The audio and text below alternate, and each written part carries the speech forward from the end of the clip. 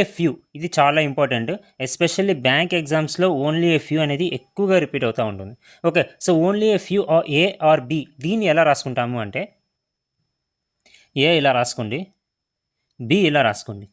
Okay, so starting ఏ ఉంది కదా, so ఏ ఉంది కాబట్టి ఏలో ఇక్కడ ఒక చుక్క పెట్టండి, ఇక్కడ ఒక చుక్క పెట్టి ఇలా గీత గీయండి. ఓకే, సో దీని అర్థం ఏంటి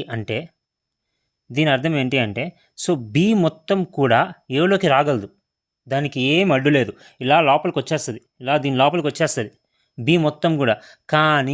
కానీ ఏ మొత్తం కూడా బిలోకి వెళ్ళలేదు, ఎందుకంటే ఇక్కడ ఇదొక అడ్డు ఉంది. ఓకే, సో అదనమాట దీని అర్థం. ఓకే, సో మళ్ళీ చెప్తున్నాను, సో దీని అర్థం ఏంటంటే బి మొత్తం కూడా ఏలోకి వచ్చేస్తుంది, ఏం అడ్డు లేదు దానికి. ఓకేనా, కానీ ఏ మొత్తం కూడా బిలోకి వెళ్ళాలి అంటే ఇక్కడ ఒక అడ్డుగా ఉంది, అంతా మొత్తం వెళ్ళలేదు అని అర్థం. ఓకే, సో అదనమాట only a few a or B అనేది. ఇది ఒక్కటి గుర్తుపెట్టుకోండి.